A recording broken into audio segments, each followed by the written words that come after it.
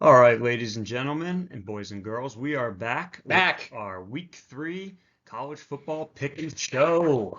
Oh, I'm so excited. For ladies and gentlemen, I just also would like to let everybody know that before we started recording this video, Kevin did verbally assault his wife, telling her to What? shut the TV off. So make that be known on record, okay?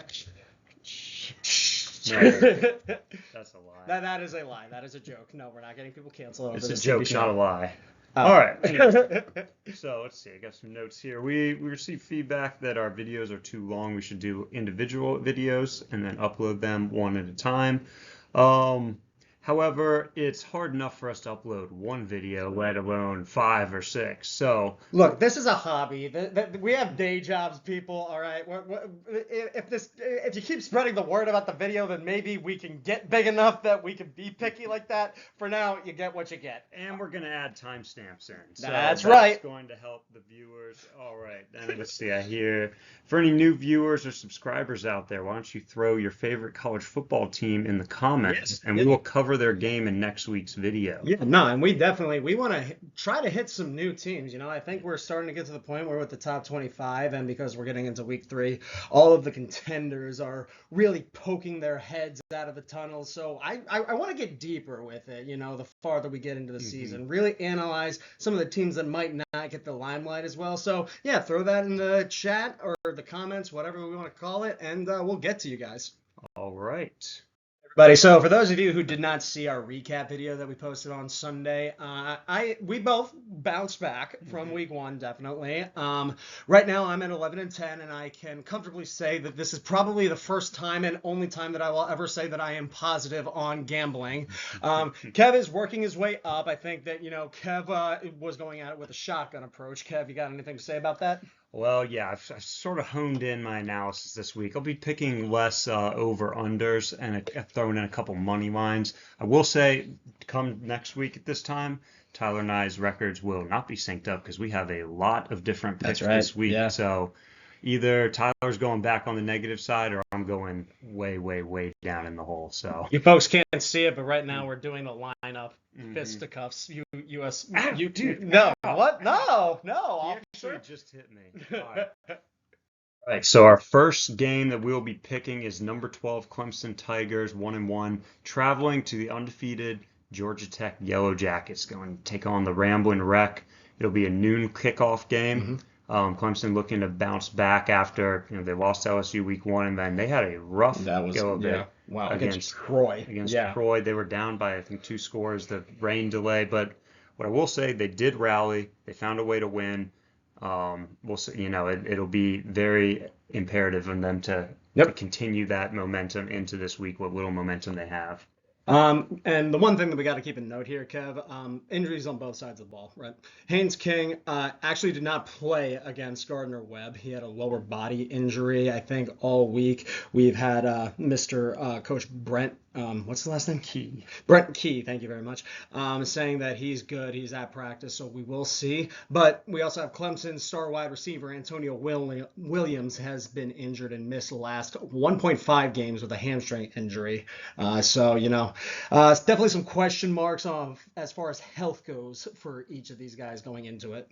Yeah, I would just start by bringing us a little story. So let me take us back to Thursday night, early November 2011. So the third quarter winds down. Georgia Tech is leading Virginia Tech 26-21 in Atlanta. The Yellow Jackets have just forced a 3rd and 19 with a sack on Virginia Tech quarterback Logan Thomas. What's this? Jeremiah Atachu, the same man credited with the sack, has lost his cool and punched Logan Thomas in the face. That'll be a Hokie first down. 2 plays later, David Wilson rushes for 44 yards, and 3 plays after that, Virginia Tech scores a touchdown. Final score, Virginia Tech 37, Georgia Tech 26. Moral of the story? Nothing. Nothing, really. I was going to try to play the angle that Georgia Tech does not handle pressure well at home, but lately they have been crushing it. Their head coach Brent Key. Thank you. He started out 1-4 in home ACC games, but he's since won 5 in a row, including last year they beat number 4 Miami, gave them their first loss of the year, 28-23. The year before they beat number 17 UNC 46-42 at home, and then they lost to number 1 Georgia at home, but only by 8 points. In fact, 2023, fun fact, Georgia Tech played 3 teams that were ranked number 17, Ole Miss, Miami, and UNC. And Kev, correct me if I'm wrong, but didn't they have that upset win against FSU in the Aer Lingus in Dublin? Okay, yeah. And that was actually my first introduction to this new program under Brent Key. And to my point about his name being Brent, I do have a note here. He is the best ACC coach named Brent. Yeah. So Kev, let me get into some numbers also here. Clemson time of possession averages over the first 2 weeks is 25 minutes. Georgia Tech's time of possession average is 27:30. So I think we're definitely going to see an even distribution of the ball. I mean, that's just looking at the numbers. But going back to our point before I get into some more stats about the resumes, but in the first 2 weeks, look, Colorado, that was a good win. Now, I know Colorado hasn't looked like the best program that they might have been in the last 2 years, minus Travis Hunter and minus Shedeur Sanders. Jury's still out on whether he was elite or not. But, I think that they dominated Gardner-Webb, which, I mean, it is Gardner-Webb, but it's worth noting Haynes King, their starting QB, wasn't even suited up for that one. So that should show you that they have other pieces they can rely on, just not at the quarterback. And then, Clemson, they didn't look bad against LSU. I don't think anybody can say that. They did not look good against Troy, just plain and simple. So you got resume going to Georgia Tech 100% of the time here. Going back into some numbers. Clemson 1-6 against the spread in the last 7 games. Georgia Tech 4-2 against the spread in the last 6. In the previous matchups, a little point here for Clemson. They are 5-1 against the spread against Georgia Tech in their last 6 games. However, in the last 11 home games, Georgia Tech is 8-2-1, and since Brent Key has taken over, they are 13-4 against the spread. Okay. Yeah, something. And I will also point out one thing here when it comes to the gambling. While a majority of the bets are on Clemson to cover, 66%, Georgia Tech is getting 58% of the money quantity, which means the sharp gamblers and the whales are all going Georgia Tech. Okay. Well, as that lead up, it won't force me to change my pick because I mean, still, Georgia Tech could cover. I specifically feel like Clemson might win this one by 3. So I'm going Clemson with the money line. It's minus 162. And Kev, we're not at odds with this one. No. Yeah. Go ahead. We could both be right. Fingers crossed. Yeah, look, and I'm kind of hearkening back to my take for week 8 where I really riding Georgia Tech. I just like what I've seen from their playmaking decisions. Haynes King and Jamal Haynes, the wide receiver quarterback duo, which, yes, that's their names, and that always trips me up. Haynes and Haynes, yeah, it always trips me up. And, as a general rule, like I've said to you before, anytime you have a head-to-head matchup like this where there's a short spread, I'm always going to take the under in college ball. That's just how I like to do it. So, yeah, I'm taking Georgia Tech and the under. All right. Next game, we have the Pitt Panthers, 2-0. They're traveling into Morgantown for the Backyard Brawl rivalry game, little old Big East rivalry. It's similar to Virginia Tech, West Virginia. They took a hiatus for a number of years, but they've been back. Pitt's won 2 of the last 3. And yeah, West Virginia, they got off to a rough start. They beat Robert Morris in week 1, but then they lost on the road to Ohio, who, from my research, it does seem like Ohio might be a better than advertised team. But there were some huge question marks from West Virginia. I mean, if you see down there at the bottom, they lost the time of possession 17-43. So they could not get the run game going. They let Ohio pass all over them, run all over them. It would be a big bounce back game. And this is ideally going to be a big bounce back season for West Virginia with their new head coach, Rich Rodriguez, new old head coach. He was a well accomplished West Virginia coach up until 2007. Then he went to Michigan, didn't pan out super well at Michigan. Then went to Arizona, where he had a few winning seasons before things started to turn. But then he most notably took Jacksonville State from FCS to FBS. Ooh. That's not the same as Deion Sanders was Jackson State. Yes, it was throwing me off big time when I was doing my research. But credit where credit is due. Yeah, so that comes with a new defensive coordinator, new offensive coordinator. One last thing I'll note before I'm going to throw it over to Tyler, is that West Virginia also has two QB coaches / offensive assistants. Pat White, you might remember, it was the quarterback for West Virginia back during that historic run in the early 2000s, and then Rhett Rodriguez is Rich Rodriguez's son. So my pick for this game, and I'll note I don't have much confidence. I really don't. The only thing I'm confident in is the under, just based on West Virginia's defensive performance and then their lack of offensive performance. And then I got Pittsburgh covering 7. I wish it was a 6.5, but all right, now I'm going to turn it to Tyler, who's got something. Now, Kevin, listen. When you first brought this game up to me, I thought to myself, well, this isn't that exciting of a matchup, and I haven't been able to do that much research on it. However, I've been doing a lot of research this week, Kev, onto what is the backyard brawl. Now, what I want to tell you right now, this matchup right here, this backyard brawl, was first played in 1895. That means that this game first took place closer to the founding of America than the Eagles' first Super Bowl. It was the first football game to ever be broadcast on the radio on October 8th, 1921. This is the rivalry of beautiful, hairy mountain men versus rugged, tattooed iron workers separated by 70 miles of beautiful American wilderness. This rivalry has outlasted conference realignments, NIL and transfer portals, and the now deposed Alabama dynasty. Looking at West Virginia, their notable alumni include such players as Rasul Douglas and who else we got? Geno Smith, Mr. Backup himself. Pittsburgh's alumni include Kenny Pickett, that's right, the man. LaShawn McCoy, I was going to get to Larry Fitzgerald, thank you very much. Other guys like Mike Ditka, Aaron Donald. Now, what I want to tell you, while these teams are not the most impressive, this showdown represents everything we love about this sport, and that is the pure red-blooded competition between hardworking and passionate fans, no matter what the damn decade is.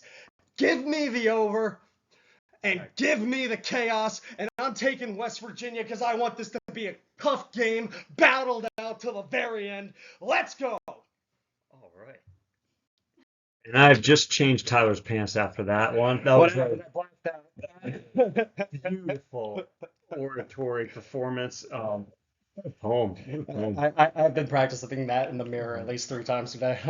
Well, let's see. We now go into Georgia at Tennessee. I'm not sure where College Game Day is this week. It's probably either here or Notre Dame, Texas A&M. I have to imagine it's here. I mean, that's just my guess, but I could be wrong. From my deep dive on the last game, apparently had West Virginia beat Ohio, the College Game Day was rumored to go to Morgantown? Yeah, really? For that one. Oh. Yeah, that's what I heard. Because, I mean, ranked SEC teams play all the time. So, anyway, enough of that.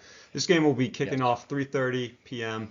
in Knoxville, Tennessee, over under 49.5. So, yeah, Georgia and Tennessee. Georgia's a team where very much still kind of reading tea leaves. We don't know too much about them. They've played Marshall. They played Austin Peay. Notably last week against Austin Peay, it was not their best performance. Right. Whereas the Vols, they beat the hell out of East Tennessee State last week. That was a record-setting performance. I looked up, Kevin. 72. That's 72-17, yeah. Okay. And then, this was back when you and I still thought that Syracuse might be good. Yeah. You know what I mean? And they had that, 42 to something? 26, 45-26. 45-26. Thank you very much, Kev. But, yeah, I like you. I mean, East Tennessee, Marshall, neither of these teams have truly been tested. I do think marginally that Tennessee has a better resume. Yeah. Feel free to disagree, but yeah.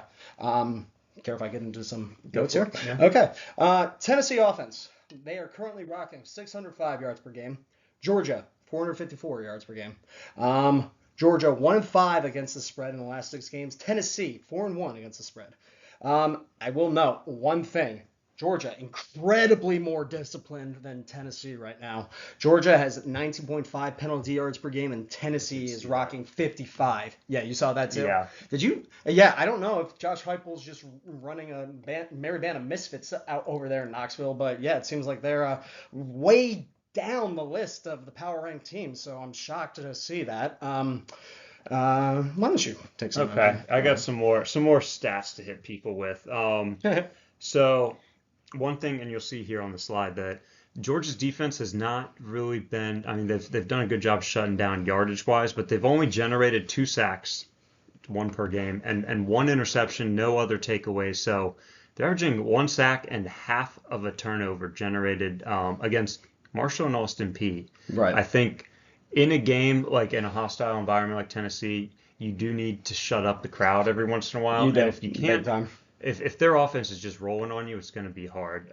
These are the same people who threw the goalpost into the river, Kev. Yeah, they're waiting to explode. And then the last thing I will add is, again, reading tea leaves for Georgia, they don't seem to have the strongest start to SEC play in years past. In fact, last year they ended up went on the road to face Kentucky. They beat them 13-12, not the best. Then their next road game was that thriller, that all-time classic when they lost to Alabama 34-41. Probably still having nightmares about Ryan Williams' performance in that. But then, they turned it around. I forgot about Ryan Williams. Jesus. I think he's still 17 years old. Yeah, he's locked in at 17. And then, in 2023, their SEC opener, they only won 27-20 against Auburn. So, they've struggled on the road. The only other thing I'll note is I think their starting linebacker, Ethan Barber, is likely to miss the game with an ankle injury. I might have that injury back wrong. Okay. Yeah. So, it's mentioning injuries, we also have Tennessee with a bit of a handicap here where they got two cornerback secondaries out, including Jermod McCoy. I'm sorry if I'm mispronouncing that. And Ricky Gibson. So they will have one true freshman quarterback who's stepping in. I'll look up the stat and tell you guys on the next slide. But then they also have the Colorado transfer Colton Hood stepping in. So it's going to be interesting to see how both a young player and a transfer player translate over into that secondary, especially going against Georgia's weapons that they have for Gunnar Stockton to be throwing to. I will note, Kev, that the line has shrunk from Georgia -6 to the beginning of the week to now it's looking at Georgia -3.5. So shows you a lot of the money is going on Georgia. So yeah. I think a lot of people see Tennessee and they kind of think really strong passing attack. You see 450 yards, but really Tennessee's bread and butter, and Kirby Smart said as much earlier this week, is the run game on offense and stopping the run on defense. That's how they make their bread. Before we make our picks, Kev, the one other thing I have here, have you ever seen the show Young Sheldon? I mean, I've heard of it. Okay, you've seen It's Always Sunny in Philadelphia, right? Yes. You know the actor Mike Ponderosa? Yes. Okay, I have written down here, that's the matchup of the lookalikes for him between Kirby Smart and Josh Heupel. Yeah. All right. Yeah. Not bad. Pretty good pull. All right. It's a dad bod matchup right here. Pulled up some pictures for the viewers, but our loyal, passionate viewers will Google that themselves. That's right. All right. Research. And on to my pick now. There we go. For all those reasons we just mentioned, I got Tennessee. Ooh. I got a money line. I think, what's the point in doing 3.5? I think they're going to get it done. They're going to get it done. They've come up with big wins at home. Not the most confident. Maybe if I was just doing Tennessee to cover the spread, it might be a 3 or 4. But yep, that's what I'm at. Yep. For Tyler. Yeah, Kev, I mean, I'm not as confident as you on the money line. I mean, if I was, I'll put it to you this way. If I was like 10% more confident, I'd probably lean straight money line. But there is that part of me that thinks that maybe, like, there's a minute and a half left on the clock, and somehow Kirby Smart's got the ball back and he pulls some clock management voodoo out of his ass. They go down and score the field goal. But I don't see it being past that. I think Tennessee's going to keep this tight and fight for every inch of the ball. And hey, if they pull out and get the win, awesome. But I feel comfortable with that plus 3.5. Yeah. All right. We got USF, our baby, at Miami, playing in a hostile environment. Not. Yeah, exactly. Kev, I'll be honest with you. Before I looked at the spread, I was thinking in my head, this might be the week that I let up on our babies because, something's going to close in. I'm imagining to myself that I'm going to look here and see a 6.5 or a 5.5 spread. Looking, and I see a damn 17.5 point spread on DraftKings. I got no notes. It's like Vegas knows something that we don't, or they just want to like gift me money for some reason. But like LSU in Florida is 6.5. Like this makes no sense to me. This seems like free money. I'm not even gonna go into stats. I'll let you talk. All right. Yeah. I mean, no, not for the most part. I do fully agree with Tyler there. And I will also just say, like, I think whenever Miami has a glimpse of hope, just the media, the pundits, I guess Vegas starts fawning over them. Yep. Carson Beck, he's 4 touchdowns, 0 interceptions this year. That's great. But last year, he was known to have off games. I mean, against Alabama in that game we talked about, threw 3 interceptions. Against Texas, 3 interceptions. And then this next week against Florida, 3 interceptions. So this is, I think in big games he he either plays well or he plays really, really bad. Right. The only other thing, if you are a Miami stan, USF quarterback Byron Brown, he's been sacked 5 times. Miami's recorded 4 sacks over the last 2 games. So, maybe I haven't looked into it, but I'm sure Miami's got 4 or 5 stars littered across their D line. Yeah.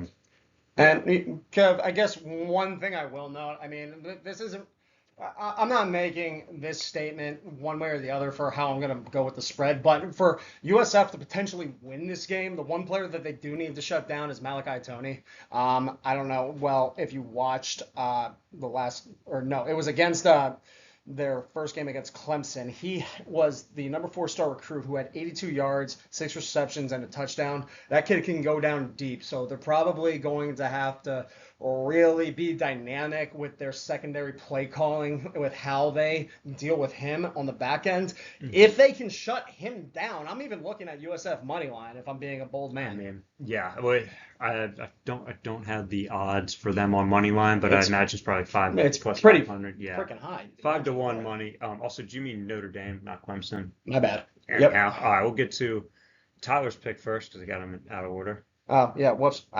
If you didn't know, that's where I was going. Yeah. And same here.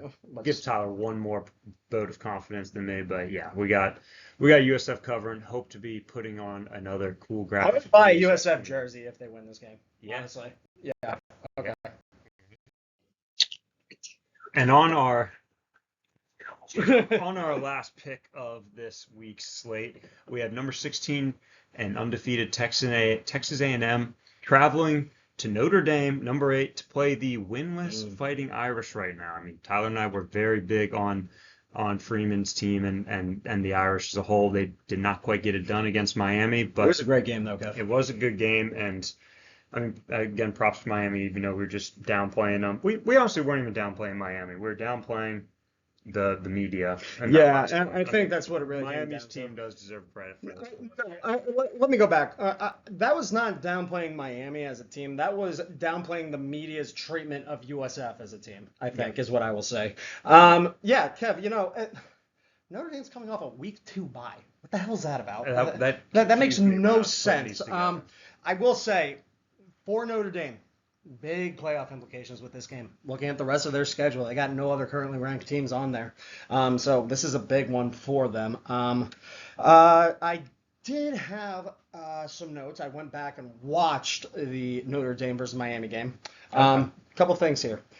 Ryan Barnes, their cornerback, who's actually a Gaithersburg local. Shout out to a couple of our buddies who are from that area. He got beat on key plays. So he's definitely their weak spot. You remember me talking about their one player, what's his name, Leonard Moore. He was shutting down wide receivers left and right. So I think he's still going to be a proper player to watch out for. CJ Carr. The start of that game, he did show a lot of hesitancy and he looked shaky, especially on those quarterback design runs. So, that shows it was his first start as a true freshman, okay. But at the end of the game, he was getting his head on a swivel a little bit more. You could see him starting to punch through that line and actually make a big impact. So I think that just in that one game you saw evolution. I'm interested to see what 2 weeks of evolution can do for this kid. True. And I do have one stat on the secondary for Notre Dame. Their defense missed 12 tackles against Miami, and 7 of those were credited to the cornerbacks and safety. So, but a lot. Some people say your team will never get as good as it does between week 1 and week 2. Notre Dame had a bye, so week 1 to week 3. I do think they'll be improved. I will say this is a bit of a revenge game for Texas A&M. You know, if you'll recall from last season, Notre Dame went down into their house, College game day, week 1, and they beat Texas A&M 23-13 in a pretty boring game, truth be told. After that, Notre Dame went on to make college football playoffs, almost win it all.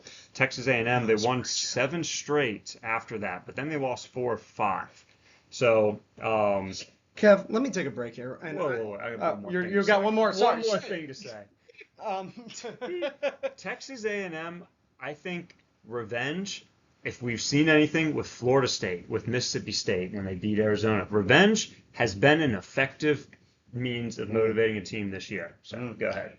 So, Kev, I was looking it up the other day because I hear a lot, probably just like you, about how A&M, College Station, is a very, like, drinking the Kool-Aid type town, and they're very passionate about their sports. Top 5 hardest stadiums to play in. Texas A&M was not up there. Would you rank them in the top 10, do you think? That's Kyle Field, right? I don't know off the top of my head, to be honest with you. Top 10, no. No. Okay. That's good to know. Going back to some A&M statistics here. Marcel Reed. I don't know if you've watched any of him yet. I watched him against UTSA. Granted, it's UTSA.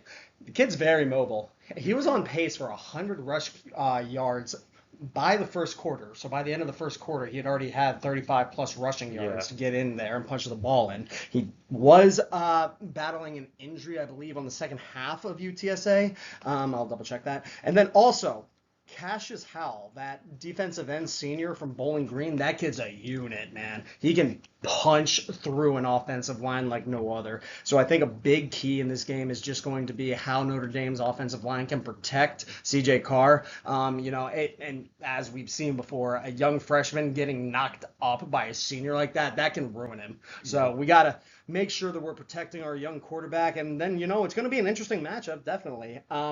One little stat here. Since 2023, after a loss in the regular season, Notre Dame 4-0 against the spread. Wow. Yeah. You should have sent that to me ahead of time. I should have. But now I want to see your look on your face. Well, I will actually follow up on Cassius Howell because he was named the SEC Defensive Player of the Week last week. He actually sacked the UTSA quarterback on 3 consecutive plays. Was it really that much? 3 consecutive plays. He also had a pick, an interception last year against USC in the Las Vegas Bowl. Now, Notre Dame's offensive line... Bowling Green got to that. I didn't know that. That's awesome. That's awesome. Notre Dame's offensive line coming into the season was highly touted. However, just to hammer home the point, Notre Dame offensive line starters, their Pro Focus passing grades. Now, this is a score out of 100. Against Miami, we had Anthony Knapp, 10.5 out of 100. Billy Scrouth, gosh, some of these are a little hard to pronounce. They're tougher. He had 66.5. Ashton Craig, very good. I'm assuming that's their center maybe because it's in the middle, 83.2. But then Guirby Lambert, 19.2, and Emil Wagner, 56.1. So this offensive line, let's hope they've been putting their heads to the pads in the last 2 weeks. I keep going back and forth. Is the 2 weeks a positive or a negative? Yeah. Right? I don't know. I do not have an answer. We'll know next week. Yeah, that's right. Also, go on. You first. No, you first. What I'm going for, I'm taking, if I was doing money line, I would do Notre Dame. Let's be clear on that. But I do think Texas A&M is going to make it very, very competitive. And the reason I give Notre Dame the edge is because they are, as Tyler said, fighting for their college football playoff life right now. Oh, yeah. I also have the over because, in Notre Dame's one game, they went over 49.5 points. And then Texas A&M has been allowing over 20 points to UTSA and to Utah State. So that's why I went the over on this. Yeah. Tyler, should I reveal yours? Go ahead. I will also note, and I put a note here for Notre Dame, they need to utilize Jeremiah Love more. Yeah. He's one of the best running backs in the country. I think that's going to be something they need to do a lot more, especially with a young quarterback who's going to be getting pressure all game. That being said, I'm taking Notre Dame. purely because I like Marcus Freeman in these kind of spots. I think he knows that he has to make a statement for himself to be in those playoff contentions. So he's going to be coming at it with everything he's got. He's going to be, going into the back of the playbook, trying to find any flea flicker BS that he can to get CJ Carr into the end zone. So yeah, give me Notre Dame with the points. All right.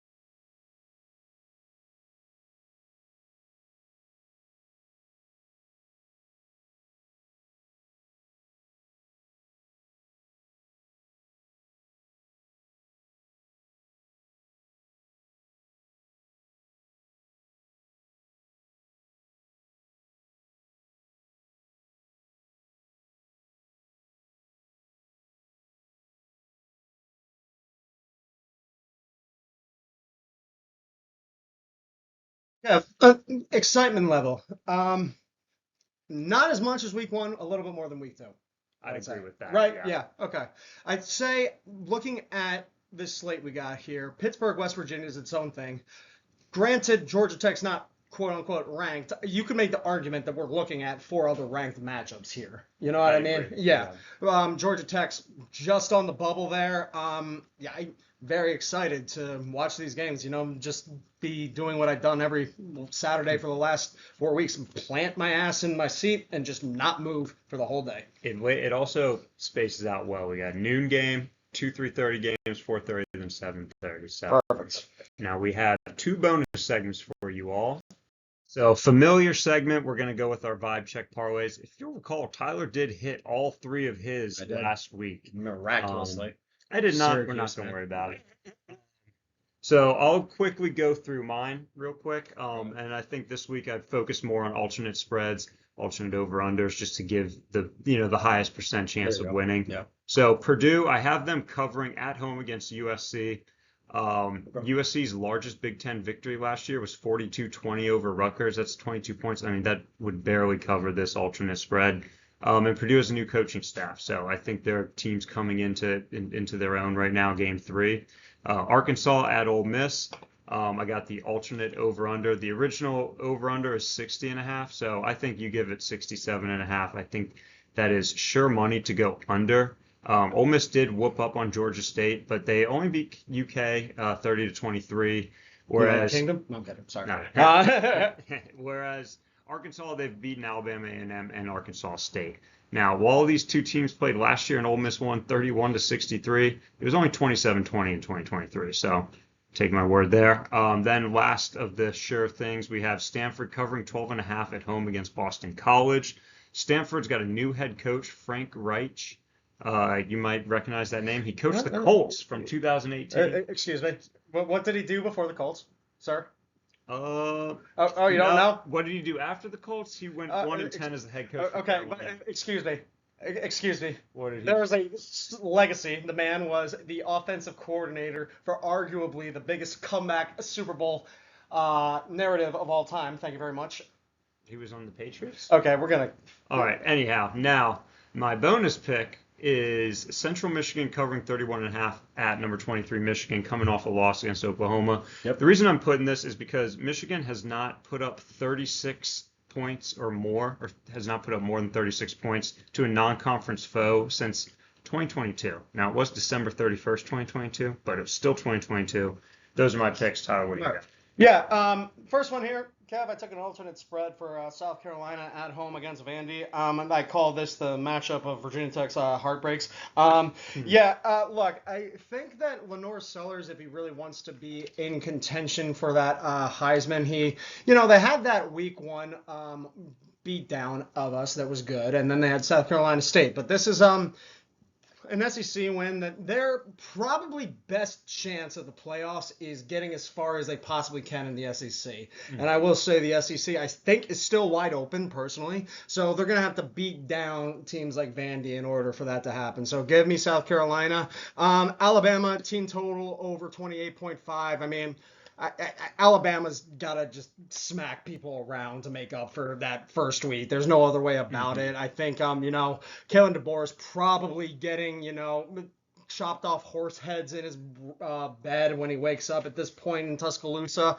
So, he's got a gun to his back of his neck. All that being said, Alabama team total over 28.5 against Wisconsin. I think it's very within the realm of possibility that they win by solid 4 touchdowns there. This next one, Kev, I'm not that confident in. UCLA minus 12.5. That's an alternate spread against at home against New Mexico. And Mr. Nico. Is that Nico? I thought he was USC. No, he's UCLA. Okay, well, I'll take that scumbag then, I guess, so to speak. But also because it's a Friday night game, and I haven't watched me a Friday night college football game yet, so I want to have that on the TV. So that total parlay for the college football picks for me would be plus 323. I have confidence in that. Bonus pick, because apparently we're doing sports that aren't football now, according to last week. Wait, excuse me, sir. I gave you your time to talk. I'm going to take, in the WNBA, the Dallas Wings plus 3.5 on Thursday against the Phoenix Mercury. Funny name. Minus 105, purely because Paige Beckers is that queen. Yeah. Don't take. If you want to take that, go. Feel free. That would bring you to plus 727. Not financial advice. All I'm gonna say. No. And if you do want to ride, if you have a death wish, you want to go all 8 of our picks. So that gets you a plus 6,418 odds. So that's pretty good. If you add the bonus picks, yeah. We hereby render ourselves not liable for any financial damages that you or your loved ones may incur as a result of this video. It would be tough for you to lose all your money taking the advice of YouTube. If we turned the cameras on and you got to see the faces of the men you would be taking the advice of, you would understand how sad your life is. All right, but hey, next week when y'all aren't millionaires and we are, we'll be gloating. Damn straight. Okay, thanks for sticking around for the whole thing. This is the last slide, we promise. And this is our new segment. We love bringing you guys new segments. This is an interesting little gimmick I thought up the other day. Which of the teams in the other receiving votes of the AP poll are going to be ranked first? Which one? Which one do we think is going to be ranked first? My pick? I'm going USC. I don't think they beat Purdue by more than 21.5, but I think they do beat Purdue. I think the coaches, I think the Associated Press, I think they do kind of love to see USC on top. So I think a good 20-point win against Purdue will elevate them over Arizona State, BYU, Georgia Tech, Florida. I mean, look, I'm pounding the horn on Georgia Tech a lot. Look, a lot of it's going to come down to how they play this weekend against Clemson, and ACC's wide open for them to take the reins. I mean, FSU is still arguably the best, I would say, right now, just based on resume. But I really do think that if Georgia Tech can pull this out, they're easily ranked like that, and, just give me Georgia Tech. All right, well, thanks, everyone, for joining us. Any last words before we end it? Happy gambling, everybody. Thank you so much for listening. And, side note, we have heard that the audio has not been the best. So we will be getting new equipment for the following videos so that we can give you guys the best watching experience. Okay? Let's go. Let's go. All right. Happy gambling.